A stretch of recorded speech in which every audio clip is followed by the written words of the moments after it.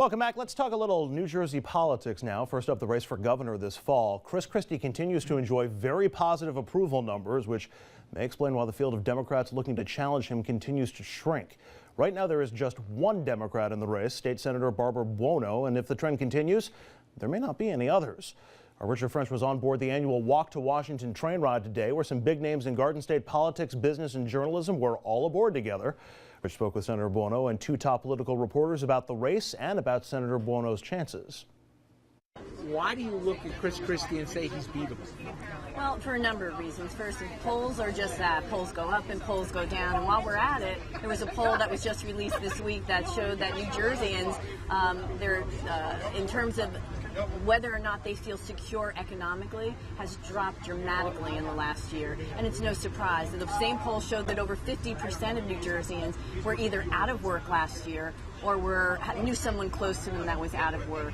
And so, unfortunately, in New Jersey, the governor has failed on his economic policies, on the issues of most importance to New Jerseyans: jobs in the economy, property taxes, the spiraling cost of higher education. This governor has failed.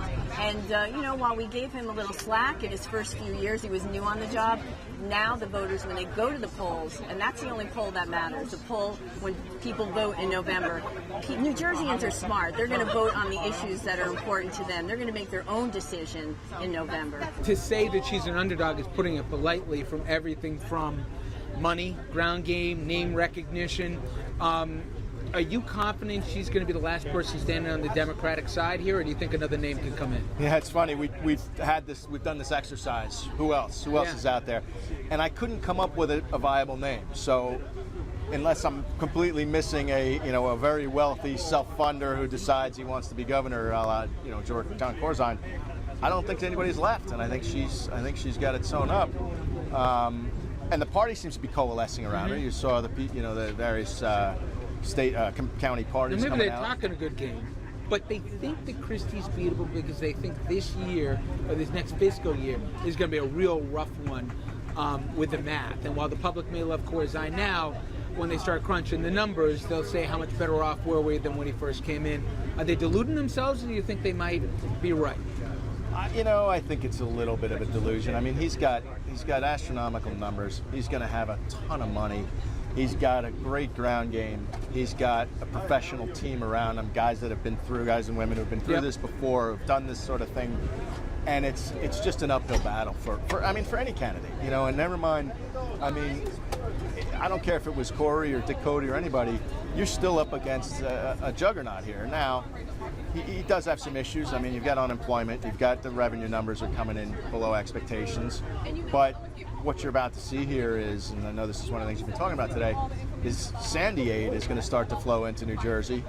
And you're looking at, $30 billion in money coming in here. It's going to be a Herculean task for her, given even a name recognition, let alone the money and the infrastructure, to be as popular an incumbent as Chris Christie, right? Yes, it's going to be a Herculean task. That doesn't mean it's impossible, nor does that mean that she can't lose well. Everybody is comparing this year to 1985, when Tom Kean blew out a promising young Democrat named Peter Shapiro. Won all but 3 towns in New Jersey, brought in a Republican assembly with him. I don't think it's going to be like that this year. The state is more Democratic than it was 25 years ago. Buono has 9 months now to get herself known. And you think it's going to be her, right? You don't think? You haven't heard another name. It's her. The chips all fell into place this week. All right, so it looks like it is going to be Barbara Buono in all likelihood as the Democratic nominee, unless somebody comes from way out of the shadows to enter this race. Let me ask our two consultants at the table. How do you advise a distant challenger to take on a popular incumbent? How do you, it feels like you're punching up a little bit up in weight class. How do you do that? And that's a bad pun with my apologies to Chris Christie. How do you do that? And what suggestions do you give a candidate to try to make up that big of a deficit? Well, I'll let Michael do it. I don't need to throw on Michael because, as I said, in full disclosure, my firm does, the political work for the Christie campaign. My partner has done it for years now. But my answer to that is that, you almost have to throw haymaker after haymaker and see if something ultimately lands. I mean, she is going to get unions are already coming on board supporting Christie. He's going to have all the money as he continues to raise a lot of money going forward. When you have the Bruce Springsteens and the Bon Jovis, et cetera, saying nice things about you, that helps you tremendously. So when you're a challenger like that, you throw as many haymakers and hope something hits. What's the lotto saying? You have to be in it to win it. Right. You can make lightning in a bottle. You're on the ballot. Scandals happen. Things happen. Natural disasters happen. Incumbents make missteps. You could wind up coming up with the pithiest campaign slogan ever that cuts to the heart of a whole bunch of issues and people's concerns about the incumbent. But you have to be on the ballot in order for that to work.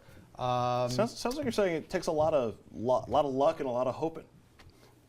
Sometimes. Got to hope something happens. Sometimes. And I think that the civil service, especially the teachers' unions, if their deal with Christie is you've gone this far but no further on certain education reform measures, and we're either going to sit on our hands or be tepid in our endorsement of your opponent, it's a difficult race, but anything can happen. Andrew, translation. Yes. She has to attack, and then attack some more. But at the end of the day, she'll be a sacrificial lamb. Period. I want to disagree with some of that, affectionately and respectfully, because if you run a positive campaign and you run a service campaign, and she is an elected official with an office of her own, you can come out of this thing elevated. Absolutely. See, and Michael hit the nail on the head. A setup for another run down the road? Well, yeah, at some point, and that's such a good point, you have to make the determination, am I going so far out here that I've now damaged my reputation going forward, or do I leave the race going, it was uphill to begin with, and the public views me as I've ran a credible campaign where people respect me? That's a great point. It's a great point, and that's a great point, too. All right, another issue that came up today was Senator Menendez. He has been embroiled in something of a simmering scandal this week. His office says he reimbursed a prominent Florida political donor about $58,000 earlier this month for the full cost of 2 out of the 3 trips the senator took on that donor's plane to the Dominican Republic in 2010. The details of the senator's trips emerged because of allegations that the senator engaged in sex with prostitutes in the Dominican Republic. His office says those allegations are false. There has been no public disclosure of the 2 trips until now. Meanwhile, earlier this week, the FBI searched the West Palm Beach office of the donor, an eye doctor named Solomon Melgin. It's unclear if the raid was related to Menendez. According to the Miami Herald, the doctor owes the IRS more than $11 million, but he still managed to spend hundreds of thousands of dollars on campaign donations to several politicians. Rich spoke with Michael Aaron about those allegations. My question still is, where is the advance in the story? It's not an advance on him. Maybe there's an ethic issue about a plane flight that he didn't pay for. But that's not what the headline screams. And I still haven't seen any factual attribution here. And it just seems, I don't know, that somebody might have egg on their face all over again, But I guess we'll find out soon enough. It's a personal tragedy for him if this keeps him from becoming chairman of the Senate Foreign Relations Committee. And I can't help thinking of it on a personal level. Yep. I don't know, obviously none of us knows what he did. You have to ask yourself, even if he did what he did, is that an indictable offense? What degree of offense is that? What does it disqualify you for and what doesn't it?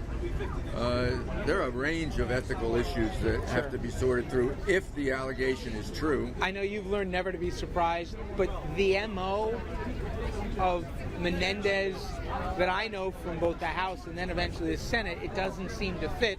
I've been wrong many times before, but this is a surprising story for anyone, but I think especially for him, given how practical and cautious he is. I don't know. That's a good point. I don't disagree with that point.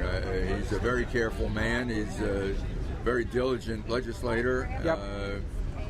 But he is a man, and men fall. As we've seen many times in the great state of New Jersey. Michael, as always, thank you so much. Richard, good to be with you. You too. Good to see you. All right, so clearly there's a couple of different elements to the Menendez story right now. The part that we know about is this donor from Florida and the repayment of the flights. If that's proven, and it still hasn't been, it's just an allegation at this point, but if that's proven that he didn't report the gift of the flights and repaid it just this year, is that criminal, or is that just something that's censurable? Is that an ethics violation? What? It's a legislative infraction of some kind. It's not. It's not criminal.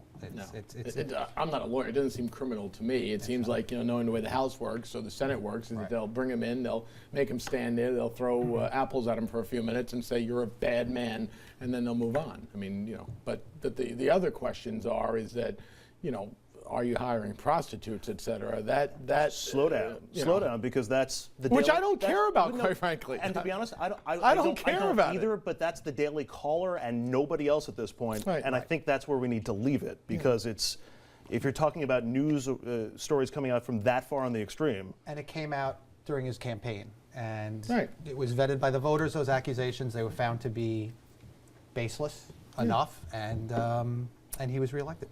All right, we're going to take a quick break. When we come back, we ask, how should Ray Lewis be remembered? As a leader or a louse? That's next. Stay with us.